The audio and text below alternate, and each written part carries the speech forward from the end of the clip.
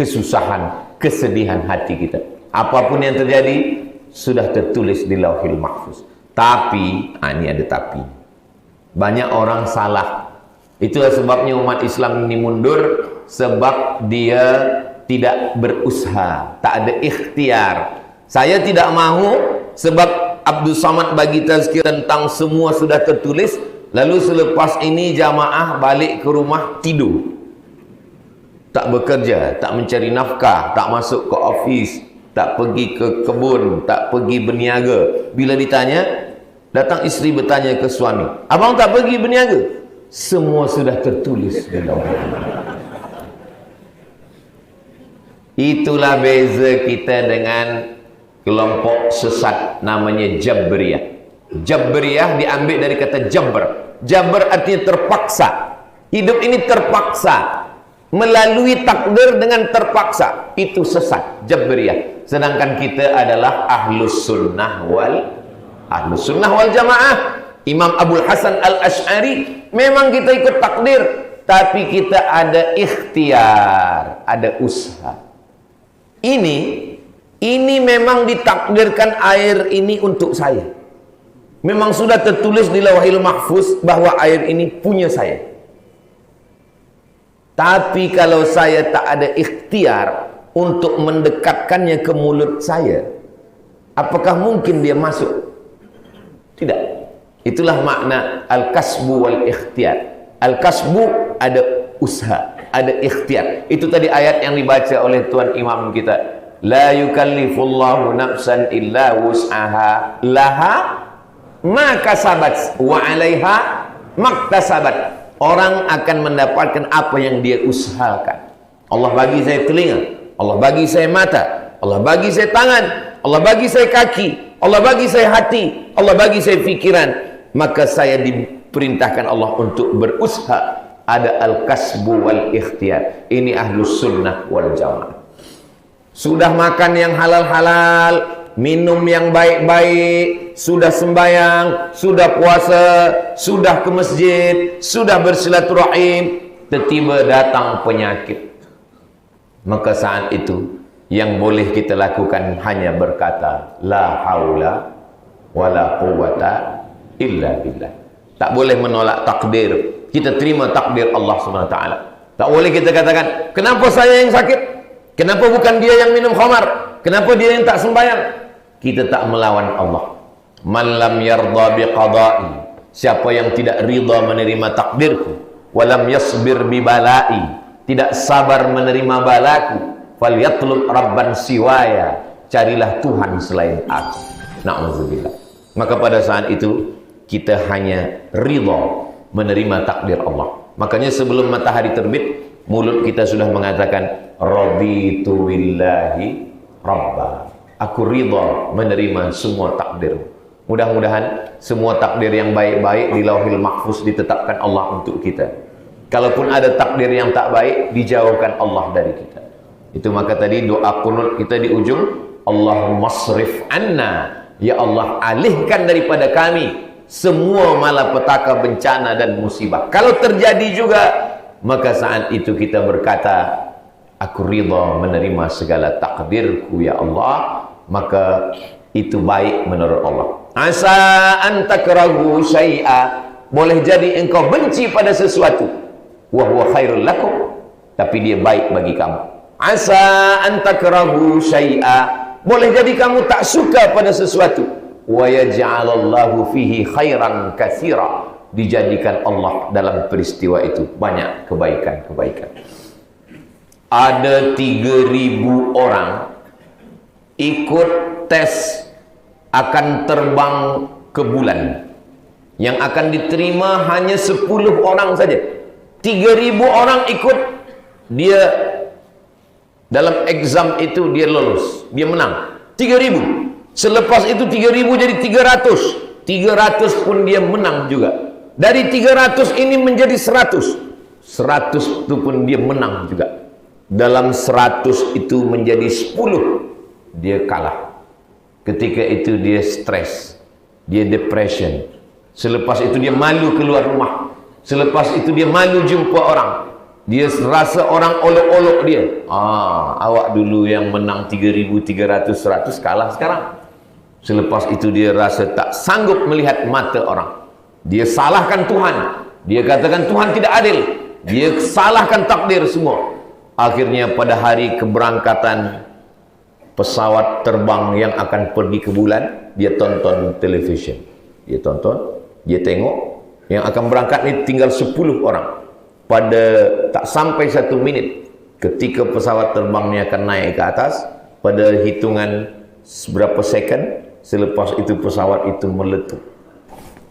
Dia pun berterima kasih kepada Tuhan, untung saya tak lulus. Cuba kalau saya lulus, dah meletup menjadi kebab. Di mana Ustaz baca buku ni? Buku ni saya baca ketika saya duduk kelas 2 sekolah madrasah sanawiyah. Ketika itu saya buka-buka, saya dapat buku kecil warna hijau, tulisannya cup chicken soup for the soul. Satu sup mangkuk sup ayam untuk jiwa. Rupanya jiwa kita ini perlu juga makan sup ayam untuk bagi dia semangat. Saya baca buku ni tak ada dia menyuruh kita untuk bersabar, tak ada. Yang buku ni bukan ditulis orang Islam, tapi dia bercerita tentang bahawa ada manusia yang berkata bahawa hidup ni tidak adil, tapi begitu terjadi beberapa second selepas itu dia berkata, sebenarnya kita yang tak faham tentang hidup. Ada seorang tidur di bawah pohon, kalau di kampung saya namanya pohon beringin, pohon besar. Nanti dia berang akar dia turun ke bawah.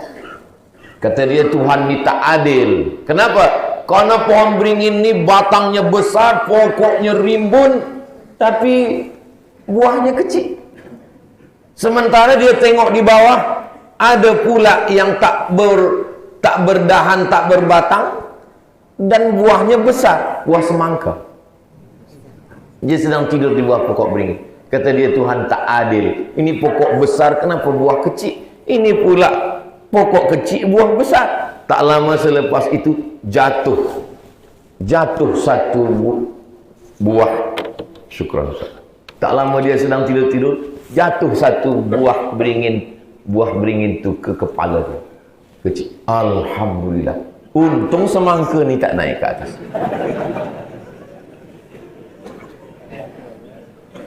Cubalah tengok cara kita memandang sesuatu. Ada seorang anak umur 5 tahun, dia nak minta pisau yang dipegang oleh ibu dia di dapur, mak dia. Kata dia, minta pisau. Kata mak dia, jangan main pisau. Kata si anak, mak tak adil, tak sayang dengan saya. Padahal sebenarnya mak dia sedang sayanglah, maka dia tak bagi pisau. Jadi banyak orang tak faham. Kalau seorang anak pun tak faham cara berfikir seorang ibu, bagaimana kita nak memahami Allah Subhanahu wa ta'ala? Maka kita berhubungan dengan Allah ini cukup dengan husnuzan kepada Allah. Maka dalam hadis qudsi, ana inda husni zanni abdi bi, aku menurut sangka hambaku kepadaku. Maka kalau kita pergi ke hospital, kita nak bagi kesabaran kepada kawan kita yang sakit, maka kita katakan, ini semua sudah takdir Allah. Ini kadang kita pula yang membuat dia susah hati. Awak kan sembahyang sama dengan kita, kenapa awak sakit? Kawan kita yang tak sembahyang sihat lagi. Kita pula yang menyusahkan hati dia. Kenapa ada orang sembahyang sakit? Kenapa orang tak sembahyang sihat? Kalau ada orang yang sembahyang sakit, mungkin dia ada dosa sikit, dosanya itu dihilangkan Allah dengan sakit, hatta yamshi 'alal ardi makanan 'alaihi khati'ah, sampai dia berjalan di atas muka bumi tak ada dosa sama sekali. Nanti bila dia mati, dia masuk ke surga. Kenapa orang yang minum khamar, maaf cakap, berzina, berjudi, badannya sehat? Itu namanya istidraj. Kalau tak pernah sembahyang, tak pernah mengaji, tak pernah berzikir, tak pernah baca Quran, tak pernah sakit. Fir'aun pun tak pernah sakit.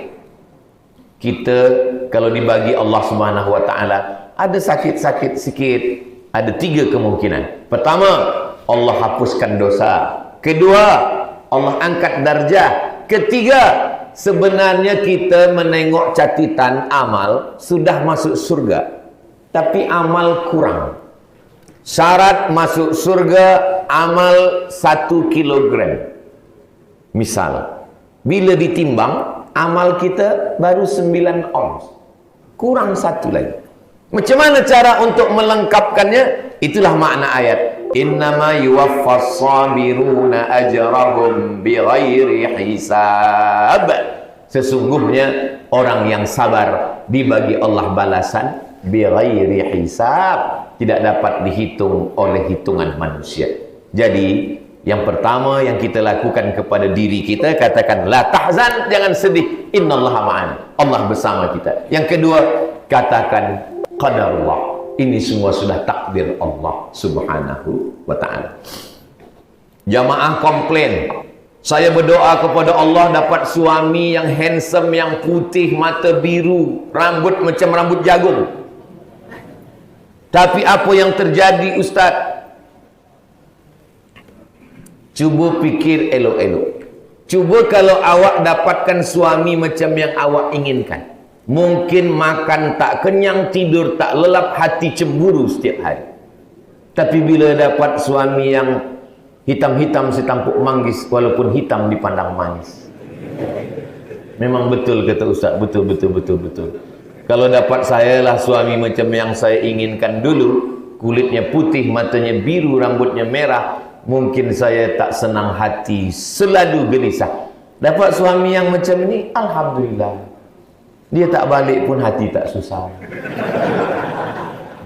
Ada yang nak ambil lah. Jadi sebenarnya Allah bagi kepada kita bukan yang kita inginkan, tapi yang baik menurut Allah, bukan baik menurut kita. Tak semua yang baik menurut kita baik. Apa contoh? Minuman yang manis menurut kita baik, tapi tak baik. Yang baik itu adalah yang pahit. Yang pahit, jamu, yang pahit-pahit itu elok untuk badan kita. Yang manis-manis semua boleh jadi penyakit, diabetes, gula darah naik. Maka baik menurut Allah lah yang kita inginkan. Maka kalau berdoa, minta, ya Allah, kalau memang ini baik untuk saya, baik untuk agama saya, baik untuk diri saya, baik untuk akhirat saya, berikanlah. Tapi kalau ini tak baik, jauhkanlah dari saya. Begitu. Ini sekarang banyak orang ni berdoa, dia bukan meminta baik, tapi memaksa Allah. Belia-belia, pemuda-pemuda minta jodoh pada Allah. Ya Allah, kalau memang dia bukan jodohku, jadikan dia jodoh. Kalau memang dia dah ada jodoh, matikan jodohnya. Apa ya? Kalau memang dia baik untuk agama saya, dia boleh mendampingi saya dalam hidup senang dan susah. Kalau memang dia baik untuk anak-anak saya, dia akan menjadi ibu yang solihah, maka jadikanlah dia pendamping saya, bidadari surga yang kau kirimkan ya Allah. Tapi kalau belum, biasa orang yang berdoa romantik macam ni, dia record, streaming lagi. Kita berdoa kepada Allah Subhanahu wa taala supaya semua yang Allah bagikan pada kita ni kebaikan-kebaikan semua insyaallah. Qadarullah. La ta'jaz, jangan merasa lemah. Jangan sampai ada kalau. Satu kalau itu akan membuka kunci pintu syaitan. Kalaulah dulu begini, kalaulah kan ini, kalaulah tak begini, kalau. Itu nanti lama-lama bercakap sorot. Lama-lama senyum sendiri. Sebab apa? Berkalau-kalau. Jangan kalau. Kalau sudah ada satu kali kalau, hilangkan kalau. Yang ketiga, membaca Al-Quran. Sebab mata boleh dihentikan. Saya boleh hentikan mata saya, berhenti. Saya boleh hentikan mulut saya. Saya boleh stop tangan saya. Tapi saya tak boleh menghentikan fikiran saya. Apa yang dicari orang ketika dia sedang bersemedi?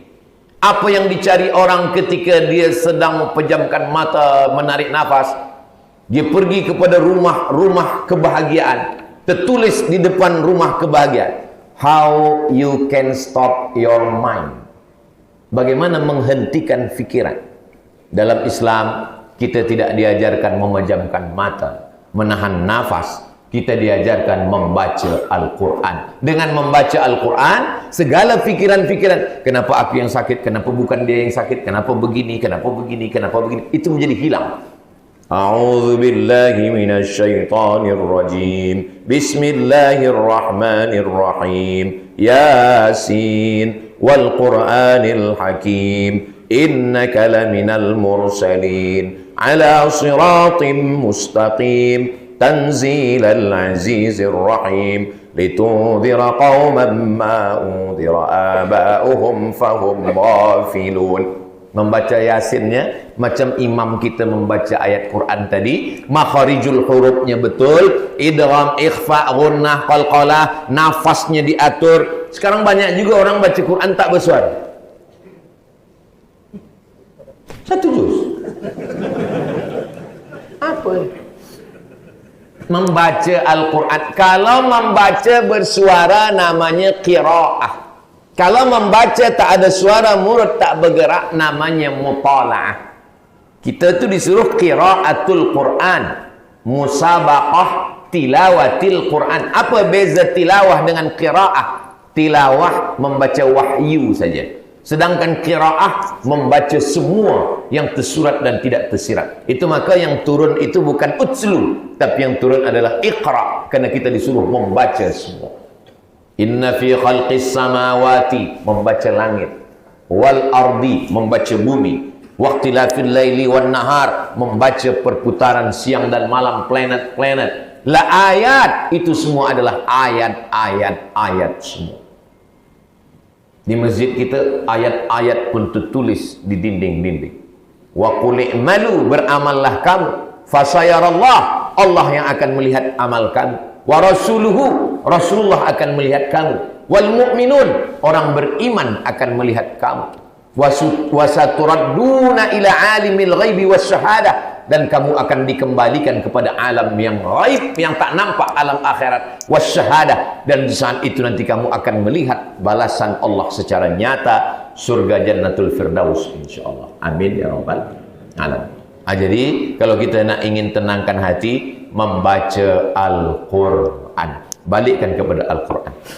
Ada seorang ulama namanya Haji Abdul Malik Karim Amrullah, namanya dipendekkan menjadi Hamka. Haji Abdul Malik Karim Amrullah. Kata anak dia namanya Irfan Hamka, menulis buku tajuknya Ayah, tentang ayah dia.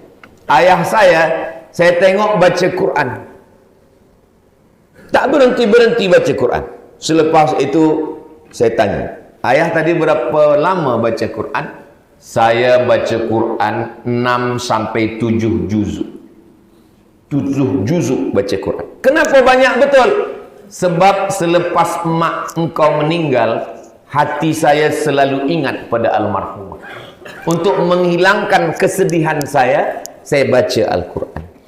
Saya takut bila saya terlampau sedih, nanti Allah marah, kerana Allah cemburu. Allah tu maha cemburu. Jangan sampai hati kita sedih kepada manusia. Baca buku tajuknya Ayah, bagaimana dia mengobati hatinya yang sedih dengan membaca Al-Quran. Dia dimasukkan ke dalam penjara, kena fitnah. Di penjara dia membaca Al-Quran dan menafsirkan Al-Quran. Keluarlah tafsir, nama tafsirnya Tafsir Al-Azhar. 30 juzuk dia tulis, di tempat yang sempit, di tempat yang susah, di tempat yang orang banyak stres, di tempat orang yang banyak depression, tapi dia dengan hati yang lapang. Kenapa? Karena kemuliaan Al-Quran. Jadi kalau kita rasa susah hati, maka kita baca Quran. Tapi jangan dibalik. Ini kadang banyak orang balik. Kalau nampak orang baca Quran, nampaknya awak sedang susah hati ni. Bukan semua orang yang baca Quran itu susah hati. Bila susah hati membaca Quran, maka di antara doa khatam Quran, Allahumma ja'alil Qur'ana rabi'a qulubina wa dhihaba huznina wa humumina wa humumina Ya Allah, jadikanlah Quran sebagai penyenang hati kami dan penghalau segala kesusahan hati kami. Ini membaca Al-Quran. Yang keempat, ketika Abdullah bin Abbas sedang naik unta, tiba-tiba datang kuda kencang dari belakang. Datang orang naik kuda kencang dari belakang, menjumpai Sayyidina Abdullah bin Abbas radhiyallahu anhu. Lalu kemudian dia katakan, Abdullah bin Abbas, ada apa?